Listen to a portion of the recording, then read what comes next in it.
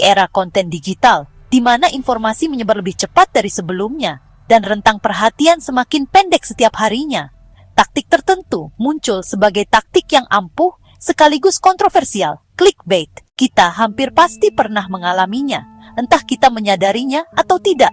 Judul berita yang mencolok yang menjanjikan kejutan yang mencengangkan, atau rahasia yang tidak dapat dipercaya, menarik kita dengan rasa ingin tahu, dan terkadang membuat kita kecewa. Namun apa sebenarnya clickbait itu? Dan mengapa hal itu memicu reaksi yang begitu kuat? Arti di balik kata. Istilah clickbait merujuk pada konten daring yang secara khusus dirancang untuk menarik perhatian dan mendorong pengguna untuk mengeklik tautan.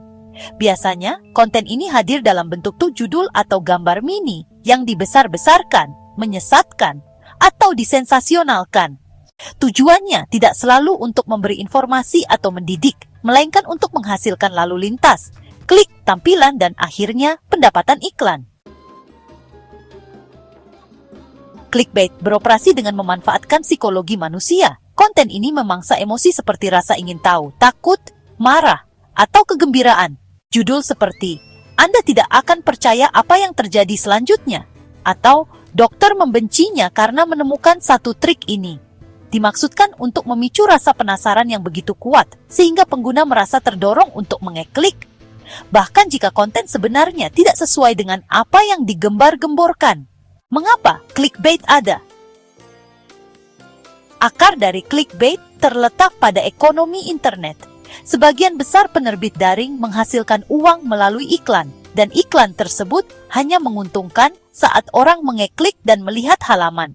Hasilnya, semakin banyak klik yang didapat suatu konten, semakin banyak pula pendapatan yang dihasilkannya.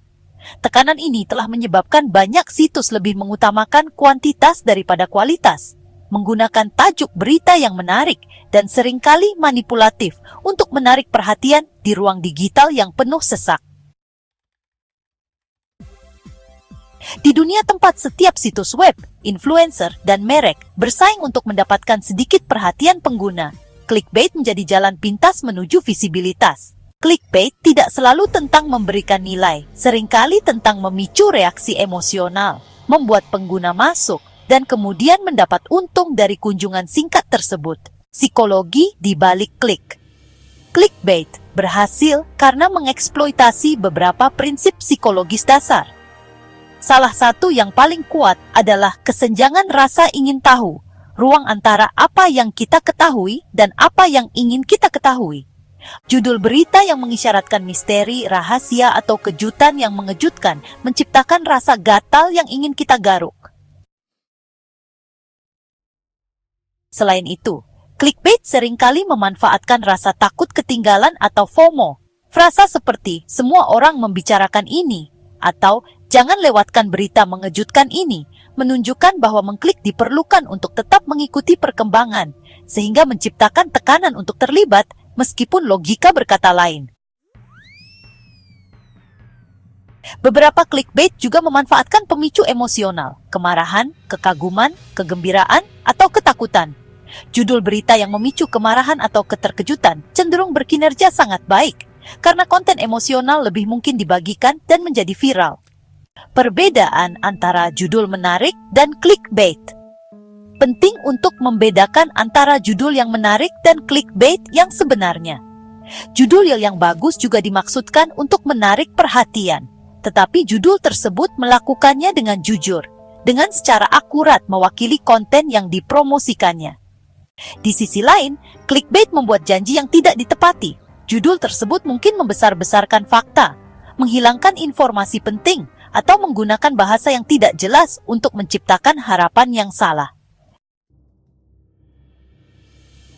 Misalnya, judul seperti 10 cara untuk meningkatkan kualitas tidur Anda yang didukung oleh sains mungkin menarik, tetapi itu bukan clickbait jika artikel tersebut benar-benar memberikan kiat berdasarkan bukti. Di sisi lain, trik ini akan membantu Anda tidur seperti bayi malam ini, dokter, adalah clickbait klasik. Judul ini dramatis, menipu, dan seringkali tidak memiliki substansi. Munculnya clickbait di media sosial. Clickbait menemukan tempat berkembang biak yang sempurna di era media sosial. Platform seperti Facebook, Twitter, dan YouTube Menghargai konten yang mendapatkan lebih banyak keterlibatan. Artinya, jika judul menghasilkan banyak klik, komentar, dan share, bahkan jika menyesatkan, judul tersebut akan muncul lebih tinggi di feed orang-orang.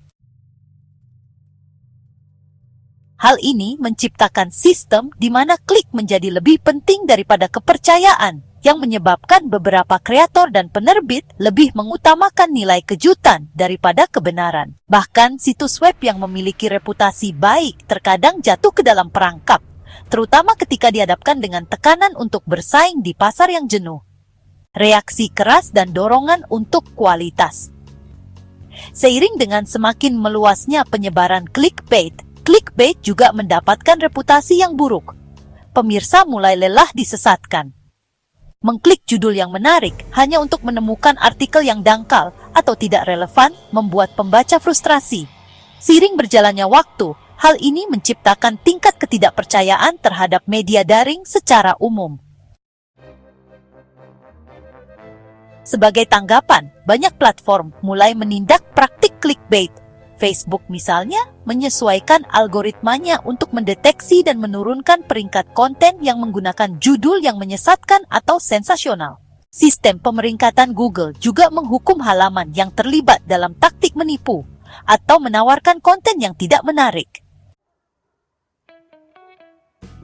Selain itu, gerakan yang berkembang dalam jurnalisme dan pemasaran konten kini menekankan transparansi, keaslian, dan nilai.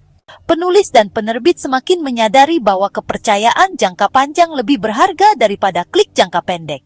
Pergeseran ini perlahan mengubah lanskap, meskipun clickbait belum sepenuhnya hilang. Clickbait dalam konten YouTube dan video. Clickbait tidak terbatas pada artikel, tetapi juga marak dalam konten video.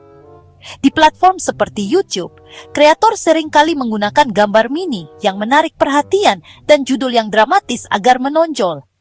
Misalnya, gambar mini mungkin memperlihatkan seseorang yang terkesiap kaget dengan judul seperti "Saya tidak percaya ini terjadi", tetapi video tersebut menampilkan cerita yang relatif biasa saja.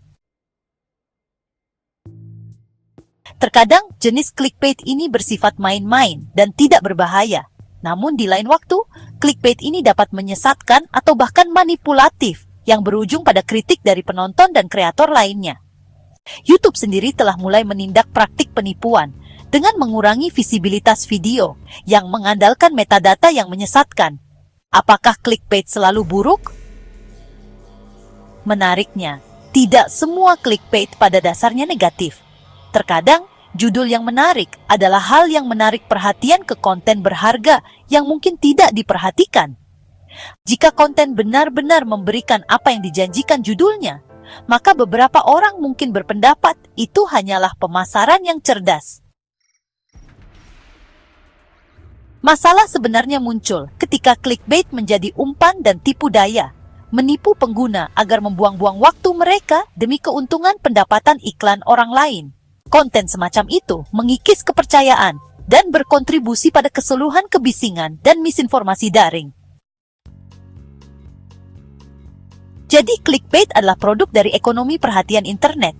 Ini mencerminkan kekuatan kata-kata dan tekanan media modern. Meskipun mungkin tergoda untuk menggunakan judul yang sensasional untuk mendorong klik, melakukannya tanpa memberikan nilai berarti mengorbankan kredibilitas. Pada akhirnya, konten yang paling berkelanjutan dan dihormati, baik dalam bentuk artikel, video, atau posting media sosial, adalah jenis yang membangun kepercayaan melalui kejujuran, relevansi, dan keterlibatan nyata.